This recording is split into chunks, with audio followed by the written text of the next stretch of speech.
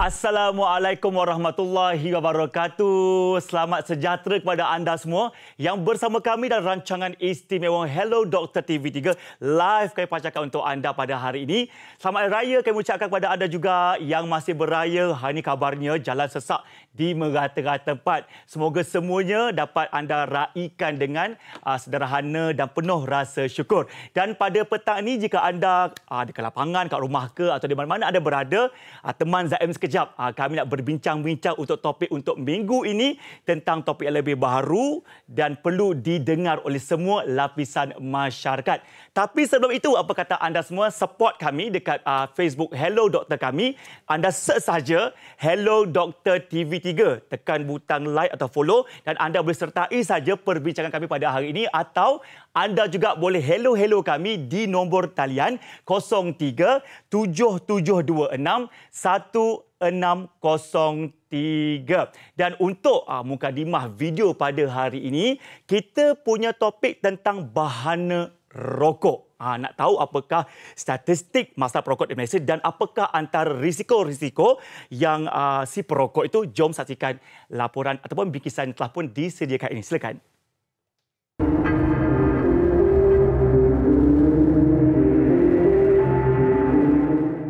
Tahun demi tahun, peratusan perokok di seluruh dunia semakin meningkat. Menurut Kementerian Kesihatan Malaysia, statistik menunjukkan jumlah perokok di Malaysia meningkat dari 3.1 juta pada tahun 2007 kepada 4.7 juta pada tahun 2011. Pada masa sama, penyakit berkaitan rokok juga menjadi pembunuh nombor 1 di negara ini sehingga meragut nyawa kira-kira 10 hingga 12% rakyat Malaysia setiap tahun. Merokok boleh menyebabkan individu itu ketagihan serta mendatangkan pelbagai risiko penyakit berbahaya. Antaranya, risiko perokok menghidap kanser mulut ialah 3 kali ganda lebih tinggi daripada mereka yang tidak pernah merokok.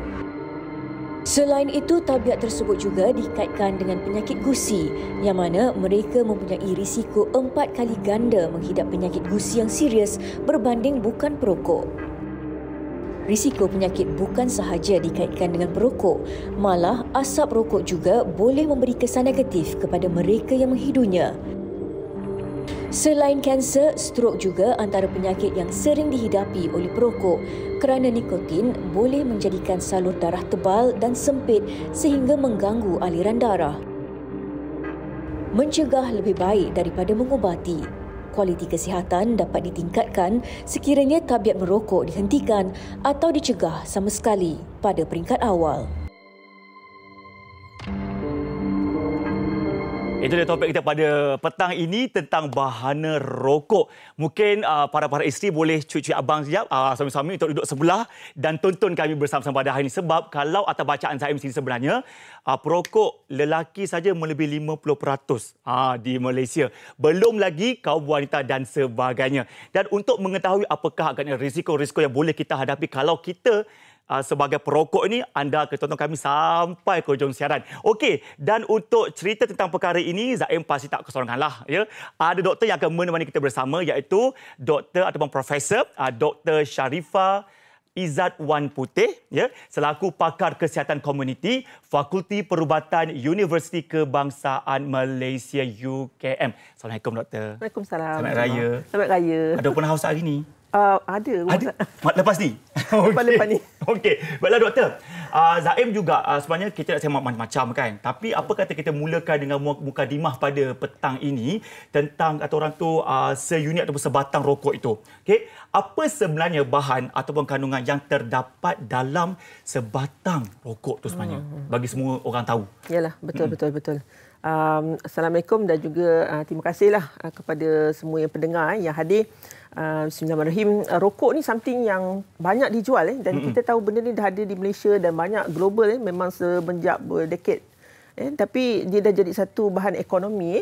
Jadi isu dia sekarang ni rokok ni dia dah meluaskan sayapnya ke seluruh dunia macam pandemik juga termasuk Malaysia. Jadi apa sebenarnya dalam rokok ni, kenapa dia berbahaya sangat Dan saya rasa semua orang tahu rokok ni berbahaya, tapi isu dia apa dalam tu Jadi rokok ni sebenarnya dia ada banyak bahan kimia bahan kimia dia sampai ada yang kata 7,000, ada yang kata 9,000 dan sebagainya. Jadi banyak sangat bahan kimia tu, termasuk pengawet mayat, bahan tar, kadmium, logam-logam berat, nikotin. Of course that's the main thing lah. Dan itu dalam sebatang rokok saja. Dalam sebatang rokok. Dan of course kita bukan hisap sebatang rokok kan. Mestilah lebih dah. Kita hisap tu satu kotak contohnya, atau separuh kotak and things like that. Jadi benda-benda ni bila kita bakar, isu kebakaran ni, combustion tu dia menyebabkan asap hitam tu keluar. Jadi asap hitam tu sebenarnya kalau kita tengoklah kan, mungkin pendengar boleh tengok dalam YouTube dan sebagainya, dia boleh bakar, dia dibakar kononnya macam paru-paru, sebenarnya kapas lah. Dan kita tengok kapas tu bertukar jadi hitam dalam masa satu batang rokok tu pun menyebabkan dia jadi hitam. Jadi bayangkan paru-paru kita ni sangat-sangat sensitif, warna pink, ada macam-macam gelembung-gelembung udara. Lepas tu kita masukkan pula rokok-rokok ni dalam paru-paru kita yang warna pink tu, terus jadi hitam. Dia dah tak jadi cantik dah. Lepas tu dah jadi hitam, lepas tu jadi keras, menyebabkan kita punya paru-paru tak boleh bertukar udara. Paru-paru kita ni sebenarnya dia sensitif. Dia sepatutnya yang ada dalam paru-paru kita hanyalah udara bersih, sepatutnya. Tapi kita masukkan pula rokok, masukkan tar, jadi benda tu jadi rosak. Jadi of course akan banyak kesan. Ya, sebab mungkin orang tahu 1-2 bahan saja. Ya, betul. Hisap keluarlah asap tu merata-rata. Rupanya lebih 4,000 bahan kimia yang ada dalam sebatang rokok. Doktor kata sampai 9,000 pun ada bahan dalam tu kan. Jadi bayangkan anda hisap hari-hari, ya Allah tuanku, apa akan berlaku kat kita pun, pamandah kita jaga kesihatan kita kan. Okey, dan kalau orang perokok di luar sana, sesiapa saya menonton sekarang kan, kenapa selalunya kan doktor, kalau kita hisap sebatang rokok, dia ada istilah ketagih untuk hisap lagi seterusnya. Kenapa boleh ketagih tu doktor? Betul. Ya, rokok ni sebenarnya kalau rokok combustion lah kita cakap, rokok yang tembakau tu, dia ada tembakau. Tembakau ni masalahnya bila kita bakar, dalam tembakau sebenarnya dia ada nikotin. Jadi nikotin ni yang menyebab kita menjadi ketagih. It's very addictive. Tapi nikotin ni masalahnya, dia ketagihan tu, dia bila masuk dalam kita punya badan, masuk dalam salur darah, bila kita hisap dalam paru-paru, dia akan masuk dalam salur darah, dia akan pergi ke otak, dia menyebabkan hasilkan satu neurotransmitter dipanggil sebagai dopamin. Ini menyebabkan kita happy. So kita rasa macam selesa, kita rasa macam kurang stres sebab hasil dari kimia itu. Jadi ini yang menyebabkan ketagihan tu berlaku dengan secara sangat-sangat mendadak. In fact, ada kajian kata kalau kita bakar tembakau ni dengan bahan-bahan kimia yang 7,000 tu tadi, dia menjadi ketagihan tu lebih teruk lagi. Dia bercampur aduk dalam tu kan. Betul. Okey, itu kita baru sentuh tentang si perokok lah ya. Kita baru tahu tentang bahan dalam rokok dan kenapa dia boleh ketagih. Tapi kita lupa kadang-kadang kita selalu sentuh tentang mereka yang merokok.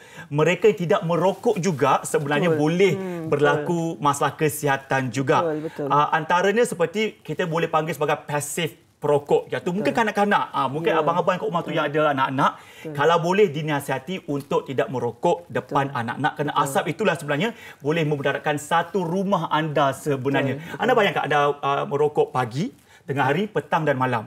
Dan banyaknya kata orang tu bahaya asap tu boleh berada dalam persekitaran kita. Okey doktor, dalam pengamatan doktor, sedikit sebelum kita berehat seketika kan, dalam Malaysia ni kan, siapa yang paling serius sebenarnya perokok ni doktor? Okey.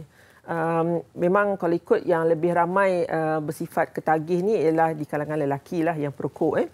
Perempuan pun ada. Kalau ikut depends on rujukan mana. Ada rujukan yang kata about 22.9% daripada lelaki kita 15 tahun ke atas adalah perokok. In fact, kalau kajian daripada Asian, ada yang dikata sampai up to 43% daripada lelaki yang 15 tahun ke atas kita adalah perokok. Muda muda dan masalahnya yang perempuan pun sekarang, well actually perempuan taklah setinggi lelaki. It's just about 1%. Dan satu kajian yang terkini dia kata 1.4%. Jadi itu menyebabkan kita risaulah sebab kesan lelaki dengan wanita ni ada sedikit beza dia kerana kita mempunyai organ yang berbeza. Tapi secara umumnya banyak kan yang in a way perokok adalah lelaki dan mereka boleh berumur muda-muda lagi Zaim. Kita dengar pun takut mungkin 9 tahun kerana apa? Selalunya mereka mendapat pendedahan daripada keluarga. Contohnya kalau ayah dia merokok, jadi kalau ayah-ayah atau abang-abang janganlah merokok depan anak, suruh anak pula beli rokok apa semua, jangan share lah kalau boleh. Jadi dia surrounding tu menyebabkan macam tu dan salah satu benda yang saya rasa mungkin rakan-rakan tak tahu, rokok ni bukan saja dia menyebabkan masalah dari segi paru-paru, jantung, otak dan sebagainya, kanser. Ini something yang saya rasa ramai dah tahu. Dia menyebabkan salur darah kita ni semua pekat. Darah kita menjadi pekat dia jadi macam seolah-olah macam jelly dan dia menyebabkan salur darah tu sendiri dia tak kenyal tau. Salur darah kita kalau kita tengoklah kan siapa yang selalu siang ayam tu kan, dia punya urat-urat tu kan, dia benyek-benyek macam tu, tapi bila kita merokok dia menjadikan keras. Dan ini menyebabkan salur darah sendiri dia menjadi keras, kolesterol pula banyak. Jadi salur darah kita kalau besar macam ni katalah pipe, dia jadi sempit sebab dah banyak-banyak yang kolesterol melekat. Ini menyebabkan kita mudah sakit jantung dan sebagainya. Kalau perempuan yang lebih baik yang kita takut ialah isu dia dapat kesan yang sama, tapi isu yang satu lagi ini pasal perempuan kita ada masalah, bukan masalah lah, kita mungkin mengandung dan sebagainya. Jadi sesiapa yang mungkin mengandung dia boleh dapat stillbirth, keguguran, kandungan boleh mati. Saya dengar pun sebenarnya baru sikit ni baru opening tau. Baru dah nampak dah betapa banyaknya kesan pada lelaki dah. Kita kan sambung lagi lepas ni. Tapi kalau tuan-tuan perempuan ada soalan yang nak diajukan, boleh pergi ke Facebook kami sekarang, di Facebook rasmi kami Hello Dr. TV3. Kita bacakan satu soalan untuk anda, dengarkan sama-sama. Daripada Nur Hidayah Muhammad Hanafi. Soalannya, kawan saya kata dia takut nak berhenti merokok sebab takut badan dia naik secara mendadak dan boleh gemuk kalau berhenti. Betul ke tidak, doktor? Nanti doktor jawab. Bagi anda yang menonton kat rumah tu, jangan ke mana-mana. Okey, kita jumpa lagi selepas ni untuk rancangan Hello Doktor.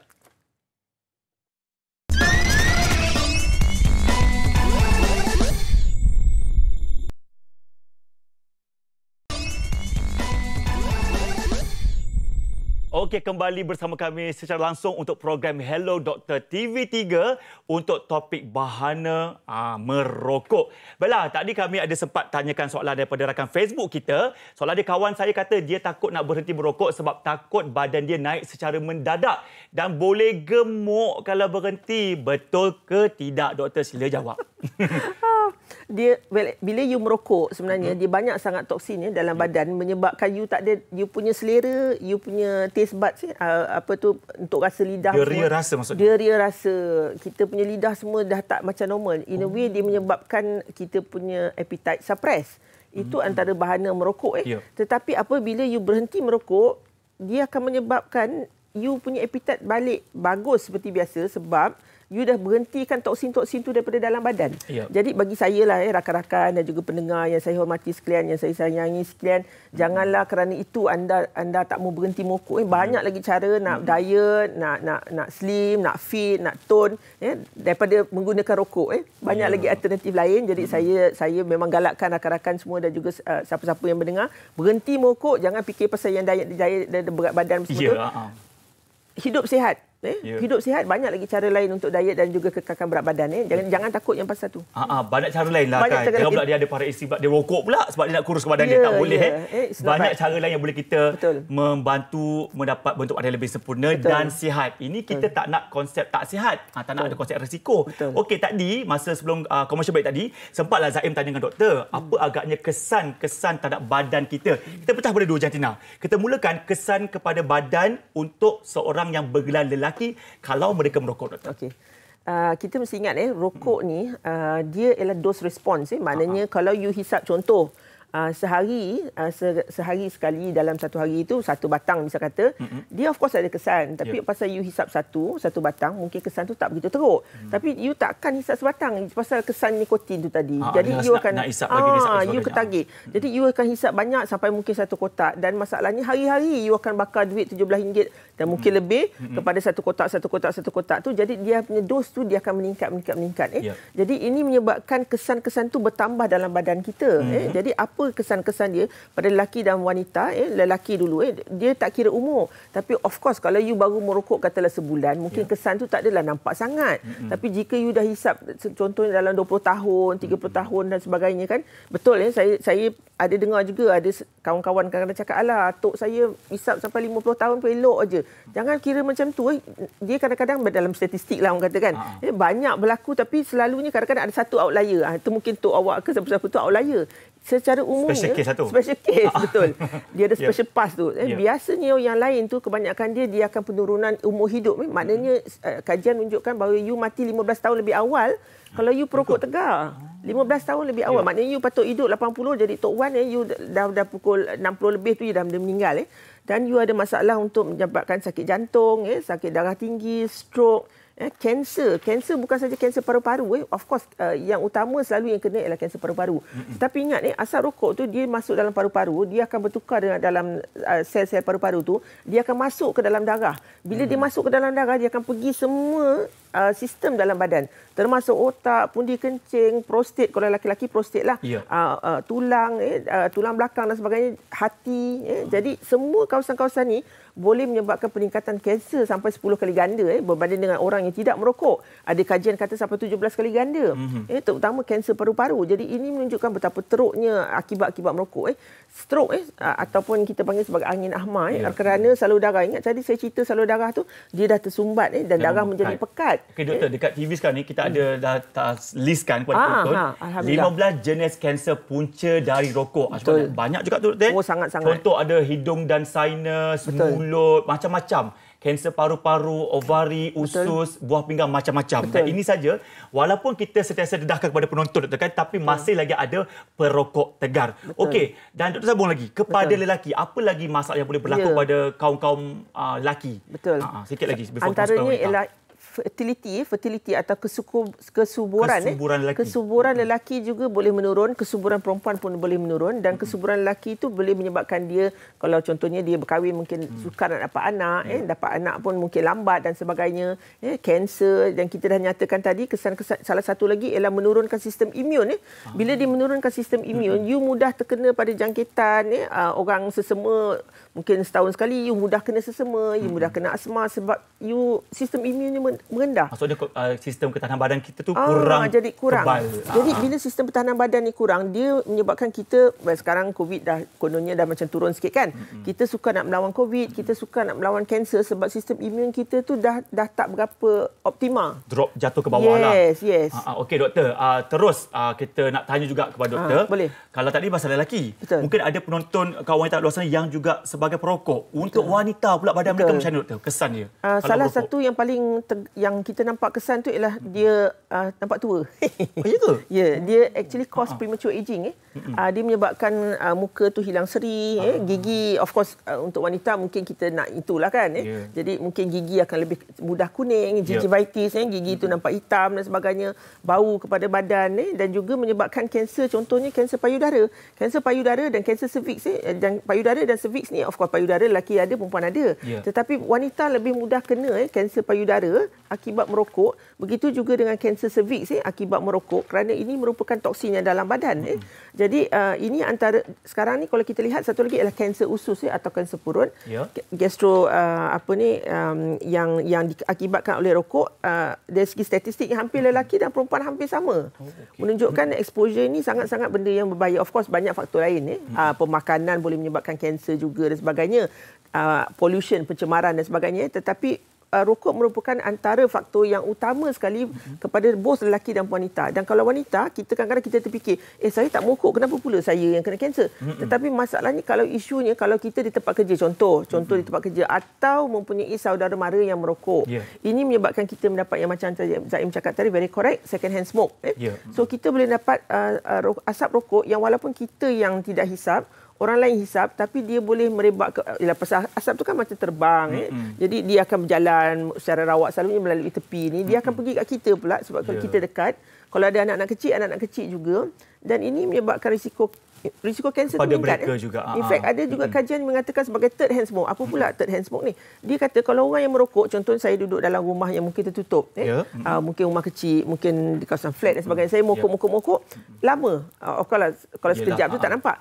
Kesan tu dinding-dinding kita semua mungkin jadi kuning dan juga baju kita, dinding, curtain tu. Itu maksudnya punca daripada bahan-bahan kimia beracun tu. Betul, dan asap tu tadi. Dan asap tu tadi. Okey. Ini kesan kepada bahaya juga pada mereka yang digelar sebagai perokok pasif. Kalau Acik tak tahu apakah maksud perokok pasif tu Acik, maksudnya mereka tak merokok. Tapi bahayanya kepada kita. Sebab itulah bagus ada inisiatif negara yang membuat satu konsep larangan merokok di tempat awam. Itu antara cara untuk kita kurangkan pencemaran udara juga. Nak tahu bagaimana ceritanya? Jom saksikan video ini.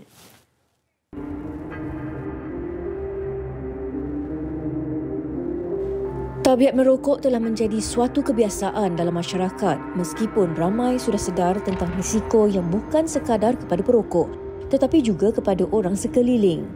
Walaupun kita tidak melihat asap atau tidak lagi menghidu baunya, ini tidak bermakna kita bebas daripada risiko bahaya apabila berada di kawasan merokok.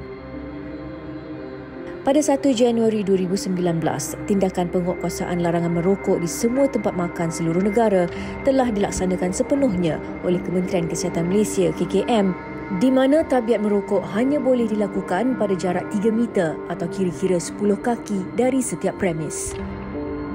Menerusi langkah penguatkuasaan itu, individu yang melakukan kesalahan merokok di tempat larangan boleh dikenakan denda tidak melebihi RM10,000 atau penjara tidak melebihi 2 tahun. Meskipun setiap premis telah mempamerkan tanda dilarang merokok, masih ramai yang bertegil. Menurut KKM, Akta Baharu Larangan Merokok bakal diperkenalkan tidak lama lagi. Ia bertujuan mengurangkan keterdedahan generasi akan datang terhadap rokok dan produk tembakau kerana pengambilannya adalah faktor utama menyebabkan kanser dan menyumbang 22% kematian akibat kanser. Menyedari perkara ini, saya dan Kementerian Kesihatan akan membawa satu akta baru ke Parlimen untuk melarang aktiviti merokok dan pemilikan sebarang produk merokok termasuk vape kepada generasi yang lahir selepas tahun 2005 yang dikenali sebagai Generational Endgame.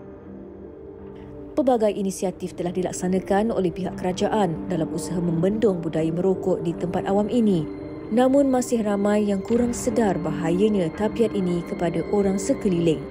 Jadilah prihatin demi menyelamatkan nyawa. Okey, bila kita tonton video tadi itu dah menggambarkan betapa seriusnya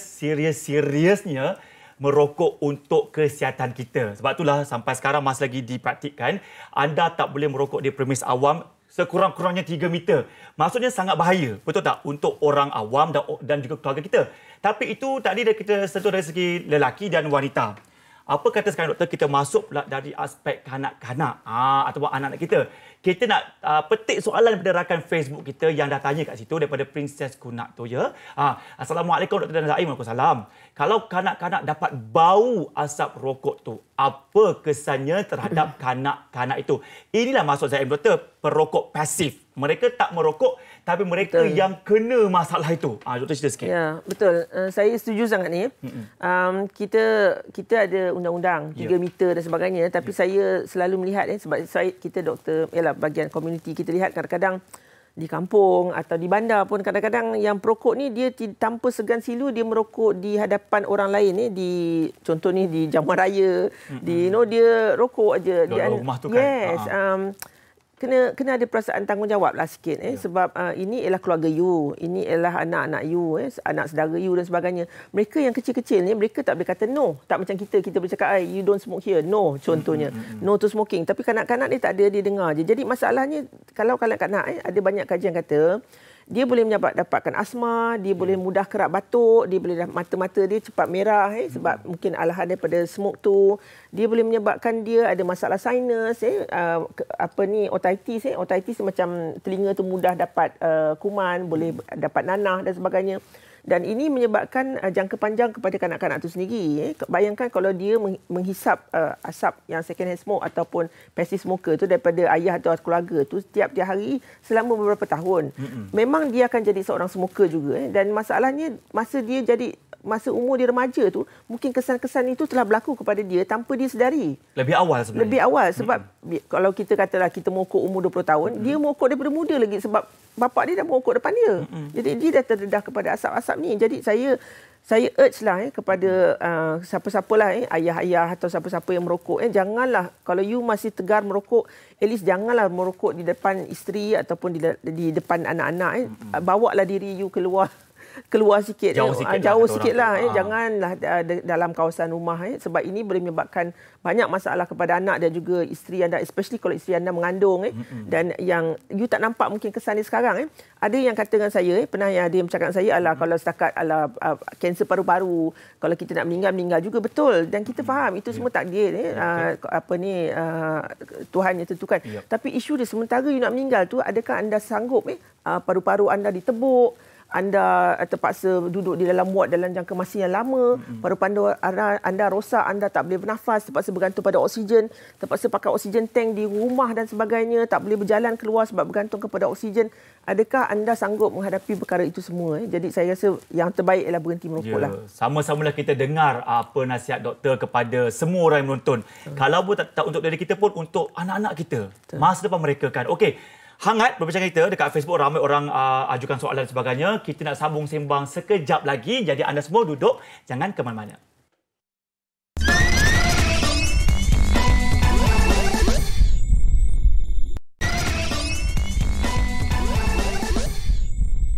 Okey, tadi kita bersama dengan Profesor Dr. Sharifah. Sekarang kita tukar doktor pula untuk sambung cerita tentang topik pada hari ini, tentang bahana rokok, tentang konsep pengurangan kemudaratan yang bukannya sesuatu yang baru dalam bidang perubatan. Konsep ini sebenarnya bertujuan untuk mengurangkan risiko kesihatan untuk individu yang berkaitan dengan sesetengah tabiat yang mendatangkan kesan negatif. Okey, doktor yang bersama dengan saya pada hari ini, petang ini adalah Dr. Arifin Fee selaku Presiden of Akata. Selamat datang doktor, selamat raya. Ya, Assalamualaikum warahmatullahi wabarakatuh. Dan terima kasih kepada TV3 kerana menjemput saya lah dalam memberikan sedikit pandangan pasal masalah rokok ni. Ya, sama-sama. Okey doktor, alalang terus kita nak doktor cerita terus pada penonton kita pada petang ini. Tolong doktor terangkan tentang mengenai konsep pengurangan kemudaratan tembakau THR itu apa, doktor? Kita dah dengar daripada Dr. Profesor Sharifah tadi mengenai banyaknya mudarat-mudarat tembakau ni, mudarat-mudarat rokok tembakau ni. Ya. Jadi konsep pengurangan kemudaratan tembakau ni adalah satu konsep, satu strategi yang untuk kita untuk mengurangkan kemudaratan kepada perokok-perokok tegar. Yeah. Perokok-perokok yang tidak boleh berhenti dengan sendirinya ataupun perokok-perokok yang memang tak nak berhenti. Jadi kita bagikan konsep rawatan ini kepada mereka. Yeah. Maknanya kita akan menggantikan rokok atau nikotin, ketagihan nikotin kita gantikan dengan ketagihan nikotin dalam bentuk yang lain. Yeah. Kita kena faham bahawa ketagihan rokok ni sebenarnya, ketagihan rokok ni ada dua faktor yang penting lah. Yang pertama adalah nikotin, sebagaimana yang Prof Sharifah tadi telah terangkan. Yang pertama adalah nikotin, iaitu bahan yang memang akan memberikan ketagihan. Akan tetapi apabila setelah sekian lama merokok ni, perokok-perokok ni dia akan develop satu tabiat yang mana kita panggil hand to mouth ritual. Dia pegang rokok, letakkan mulut, dia hisap dan membuka asap. Jadi inilah sebenarnya yang menyebabkan ketagihan kepada rokok ni. Jadi konsep tobacco harm reduction ni, kita tak nak kita tak memerlukan orang ni berhenti daripada ketagihan nikotin. Yeah. Akan tetapi kita bagi dia satu alternatif. Mungkin kita bagi dia apa-apa juga nikotin, alternatif nikotin yang kurang bermudarat, yang kurang bahaya lah. Itu. Jadi macam kata tadi, dia kemudaratan rokok ni sebenarnya datang daripada dua benda yang utama lah. Yang pertama adalah tembakau bahan bahan yang ada di dalam rokok tu tembakau rokok ni. Itu yang pertama lah. Itu seperti yang Profesor Sharifah terangkan tadi. Yang kedua adalah proses pembakaran. So bila kita bakar rokok ni, dia akan menghasilkan asap dan asap ni seperti yang tadi kita dengar, ada lebih kurang 7,000 bahan-bahan kimia dan kajian mendapati ada lebih kurang 250 bahan-bahan yang berbahaya untuk kesihatan. Dan termasuklah lebih kurang 70 bahan-bahan karsinogen yang menyebabkan kanser. Kita dengar kanser daripada Profesor ni tadi kan. Jadi kita konsep harm reduction ni kita gantikan dia. Kita buang faktor pembakaran dan sebagainya, buang juga faktor tembakau. Jadi inilah konsep yang kita mahu cuba dalam rawatan rokok ni lah. Ya. Okey doktor, kalau cakap tentang itu kan, pandangan doktor sendiri, mengapa agaknya doktor kan kita perlu berikan alternatif ni kepada mereka doktor? Penting ke begitu? Secara ringkas 2 minit. Ya. Okey. Kalau kita tengok kalau kita baca dalam National Health Survey Malaysia NHMS 2019 ya. Kadar perokok-perokok pada tahun 2011 adalah 23.1%. Okey. Dan pada tahun 2019, kadar perokok-perokok adalah 21.8%. Jadi pengurangan itu adalah sangat sedikit. Ya.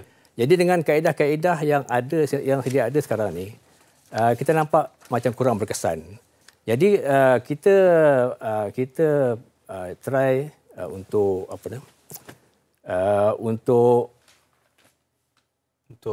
mengadakan tobacco harm reduction ni untuk membantu menambahkan lagi pengurangan kadar perokok di Malaysia lah. Sebab kalau ikutkan kajian-kajian di luar negara, setengah-setengah negara telah pakai kaedah ni dan menunjukkan kejayaan. Contohnya macam di United Kingdom, di New Zealand, di Canada dan juga di US. Kadar perokok-perokok ni dah mula turun. Alhamdulillah lah. Itu luar negara. Malaysia macam mana doktor? Malaysia masih lagi di Malaysia ni THR ni macam masih kontroversi ya. Jadi banyak orang yang ada orang yang okay with it, ada orang yang memang anti yang against. Tapi setakat ini doktor dah lakukan begitu, sambutan tu adalah sambutan memang ada. Kesan kebaikan tu adalah untuk yang mereka yang join benda macam ni. Memang ada. Okay. Memang ada. Ya. Jadi tapi di Malaysia ni mungkin kita mendengar tadi YB Harry cakap pun memang maknanya benda ni memang tidak pada masa ini tidak mendapat sambutan yang bagus lah, sebab mungkin dari segi pengetahuan umum mengenai tobacco harm reduction ni sangat kurang sekarang ni. Yeah. Bukan setakat di kalangan orang awam, begitu juga di kalangan dunia perubatan sendiri.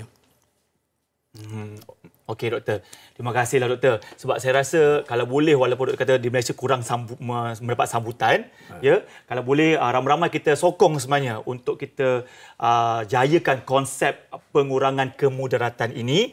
Kalau anda nak dengar lebih lanjut, boleh saja kata orang tu mencarilah orang tu sektor Akata ni kan untuk join benda-benda macam ni. Okey doktor, terima kasih Dr. Arifin Fee selaku Presiden Akata yang membincangkan tentang aspek ataupun konsep pengurangan kemudaratan. Moga-moga ada kejayaannya akan datang insya-Allah. Terima kasih doktor. Terima kasih. Okey, tadi Zaim nak tanya macam-macam soalan. Rupanya ada lagi rakan-rakan artis kat luar sana yang juga nak bertanya soalan kepada doktor. Nak tahu soalannya apa? Jom kita dengar sama-sama.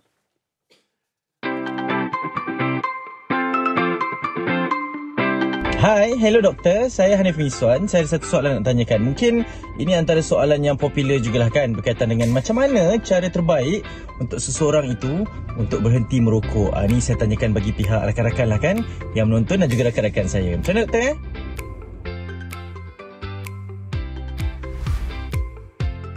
Okey, itu dia soalan yang sebenarnya tadi Dr. Arifin dah menjawab tentang macam mana cara untuk kita cuba untuk berhenti merokok atau mengurangkan konsep nak merokok ataupun mengurangkan ketagihan merokok. Tapi nak tahu cara lain jugalah doktor. Kalau boleh penonton yang baru bersama kami pada hari ini, nak tahu bagaimana cara untuk kita sama-sama praktik untuk mengurangkan ketagihan merokok. Doktor, Prof kena jawab sekejap lagi. Tapi sebelum itu, kita jadi bertiga sekarang petang ni ya. Kita menjemput juga artis kita pada hari ini untuk berkongsi tentang pengalaman Aman Aziz. Ya, hai, Assalamualaikum. Salam. Perokok ataupun tidak, kejap lagi kita tanya dia. Okey, tapi sebelum tu kita nak tahu dulu doktor, macam mana agaknya penonton kat rumah tu boleh nak sama-sama menjayakan konsep kata orang tu berhenti merokok dan mengurangkan ketagihan. Alright, okey. Yang metod yang biasa kita gunakan kita bagi sebagai nikotin replacement therapy ataupun terapi gantian nikotin Dan ini banyak disediakan di klinik-klinik kesihatan, di farmasi-farmasi yang berdaftar dan juga mungkin ada NGO-NGO yang terlatih yang memberi perkhidmatan untuk berhenti merokok ini. Jadi perkhidmatan berhenti merokok ini in a way kita faham isu ketagihan kepada nikotin ini dan bila kita kata nikotin replacement therapy ataupun terapi gantian ni, dia juga menggunakan sebenarnya nikotin juga. Nikotin juga, cuma dalam bentuk yang lain. Bukanlah dia suruh kita merokok, tetapi dia akan bagi dalam bentuk mungkin patch.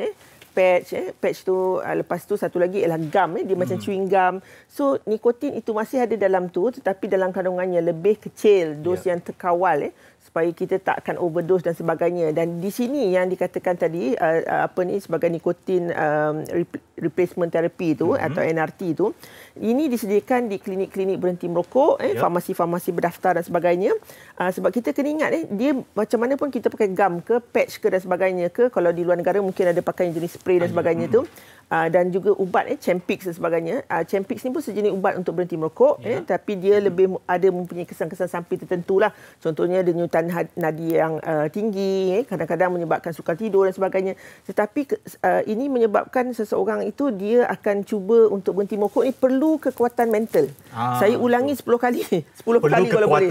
Perlu kekuatan mental, perlu kekuatan. Dia perlu sokongan. Jadi kalau mungkin dia ada isteri atau keluarga, rakan-rakan jadi beri sokongan supaya dia berhenti merokok. Sebab kalau dia seorang-seorang, kadang-kadang dia bila dia tak dapat supply tu dia kata malaslah aku.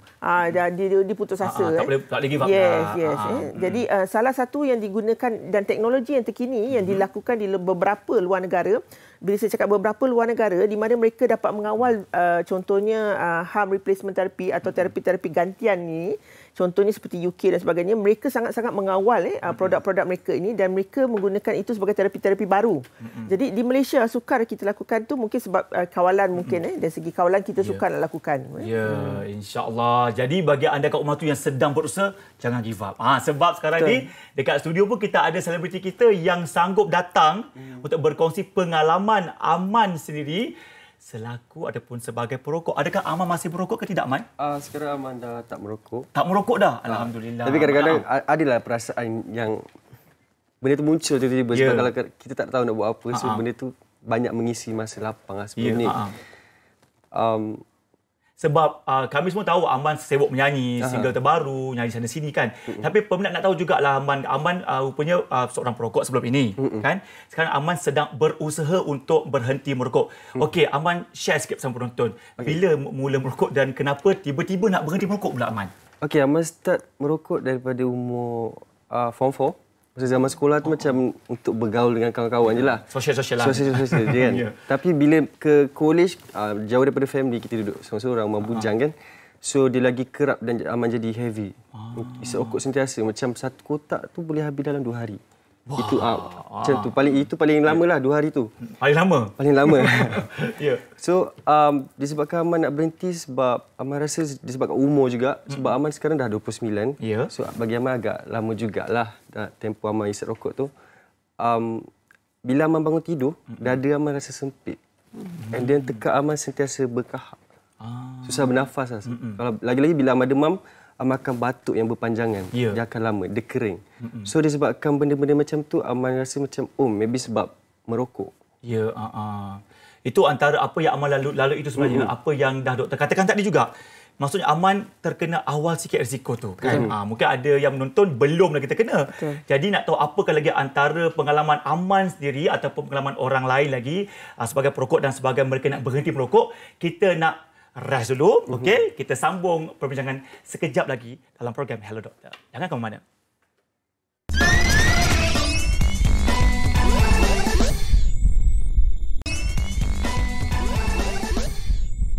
Okey, ramai orang tak puas lagi nak dengar cerita Aman sebenarnya.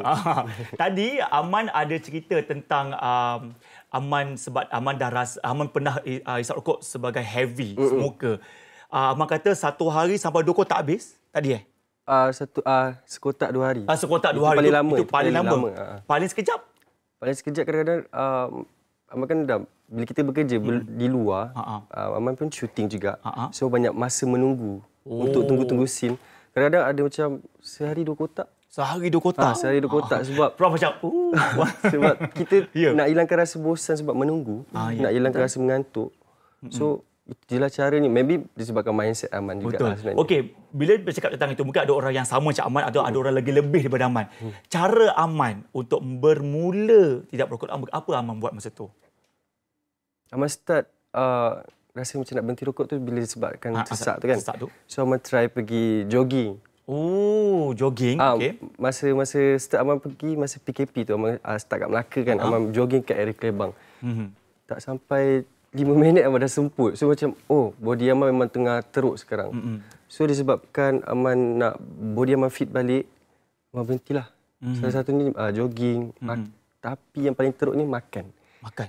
Sebab bila kita merokok, kita akan rasa kurang selera nak makan. Sebab dia ada asap mengisi perut kita kan. So kalau makanan tu kita sentiasa nak makan. Kadang-kadang, especially gula-gula. Rasa nak something je dalam mulut. Nak something je dalam mulut. And then masa nak berhenti tu pun dalam 2 minggu, 3 minggu tu Aman demam. Dia demam yang sangat teruk. Dia macam body kita terkejut sebab kita tak dapat benda tu. Itu Aman punya badan lah kan. Katanya nak mengunyah dan juga rasa kekosongan lah. Sebab sama ni kita ising asap. Asap tadi nak kena isi benda lain lah. Tapi tak apa, Aman berjaya juga mengharunginya. Betul. Kadang-kadang bulan puasa, kan puasa tak boleh serokok, macam tahan nafas je. Macam dia macam bayangan saja. Kita sedut angin, untuk macam benda tu macam ketagih kan. So macam kita lihat macam agak sukar sebenarnya bagi mereka luar sana yang merokok, nak berhenti merokok, dia macam-macam dia buat. Okey, antara cabaran-cabaran lain daripada cabaran Aman saja kan Dr. Prof, apa lagi cabaran yang mereka hadapi bila mereka try untuk tidak merokok, Doktor? Apa lagi yang mereka hadapi, Doktor? Salah satu dia yang utama tu ialah withdrawal symptoms lah. Ataupun tanda-tanda akibat dia berhenti daripada nikotin tu. Dan antaranya yang macam mungkin Aman yang dapati itulah, mungkin bergetar, rasa macam menggigil, rasa tak selesa. Dan ini antara menyebabkan kadang-kadang ramai orang tu dia balik-balik kepada rokok. Jadi kalau cakap pasal itu cabaran, kalau orang berhenti merokok, apa kesan pula kepada kita? Pada badan kita, Doktor? Kesannya pula apa dia? Pada awal tu dia akan rasa tak selesa sangat. Tak selesa je lah. Especially kalau dia buat contohnya sama ada cold turkey, maknanya dia terus berhenti, ataupun dia menggunakan terapi-terapi berhenti merokok yang saya nyatakan tadi tu. Masa awal tu mungkin dia rasa tak selesa sebab dos nikotin yang didapat daripada contohnya gam atau patch tu, dia selalunya lebih rendah daripada apa yang dia rokok. Rokok yang selalunya yang tegar ni dia mempunyai contohnya kalau satu kotak ini dah kira macam perokok tegar lah.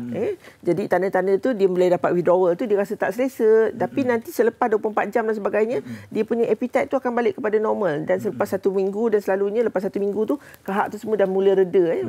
Fungsi-fungsi dia akan pulih. Dia macam proses pembersihan badan. Pembersihan badan. Nampak dekat poster itu, kalau 5 hari pun anda berhenti merokok, nikotin boleh keluar juga. Betul. Jadi maksudnya ada banyak kebaikan. Betul. Kita kena banyak bersabar untuk mengharunginya.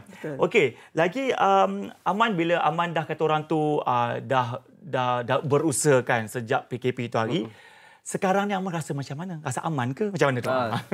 Keadaan Aman terasa aman sekali. Betul. Bernampaklah kan. Apa lagi Aman rasa?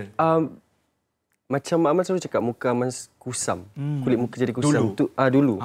Bila kita dah berhenti merokok ni, kulit kita kembali jadi segar balik. Sebab sebab banyak benda blok sebelum ni. Betul. So bila kita dah berhenti, so benda tu dah terkeluar. So bagi Aman macam it's good for me. Betul. Aman rasa dia naik seri. Berseri-seri. Okey, tapi kita nak tayangkan balik antara perkara-perkara kebaikan kalau anda berjaya berhenti merokok. Antaranya seperti yang akan kami tayangkan sekejap lagi. Banyak-banyak lagi perkara lain yang boleh berlaku pada badan kita kalau kita cuba untuk berhenti merokok. Contoh macam tadi, ni Doktor. Contoh, 8 jam tanpa rokok. Dia kata kat Doktor, lebihan karbon monoksida keluar dari badan, dari darah. Ke satu petanda bagus, Doktor kan? Betul. Yang lain, Doktor, apa lagi Doktor nak ulaskan lagi? Saya rasa antara tu ialah kita kena ingat bila kita dah rokok, contohnya dalam jangka masa lama, ada setengah-setengah daripada fungsi badan tu dia tak boleh nak dikembalikan balik. Tapi dia tidak menerukkan. Contohnya kalau dia dah merokok katalah 20 tahun, dia tiba-tiba berhenti, bagus. Tapi paru-paru dia yang mana rosak, dia tak akan pulih seperti biasa, tapi dia tidak akan menerukkan. Jadi ini satu perkembangan yang baiklah. Memang banyak perkembangan, walaupun sehari ada perkembangan yang positif. Betul. Contoh 5 hari tanpa rokok, nikotin keluar daripada badan kita. Betul. 5 tahun tanpa rokok, risiko untuk mendapat stroke tu kurang. Orang bercakap pasal rokok, doktor, orang fikir macam okey, paru. Tapi sebenarnya ramai juga orang atas bacaan Zaim, bila dia merokok tegar, boleh juga terkena serangan stroke secara tiba-tiba. Adakah itu serius di Malaysia atau tidak? Stroke ialah antara penyebab kemasukan ke hospital yang paling tinggi di Malaysia. Antara. Jadi stroke ini memang mudah berlaku. Begitu juga dengan myocardial infarct ataupun sakit jantung secara tiba-tiba. Jadi ini antara penyebab-penyebab kematian untuk lelaki especially yang sangat-sangat tinggi di Malaysia. Jadi saya memang associate benda ni dengan merokok lah. Antara faktor-faktor penyebab utama. Jadi stroke dan juga sakit jantung. Sakit jantung tiba-tiba tu. Jadi siapa yang nak berhenti merokok macam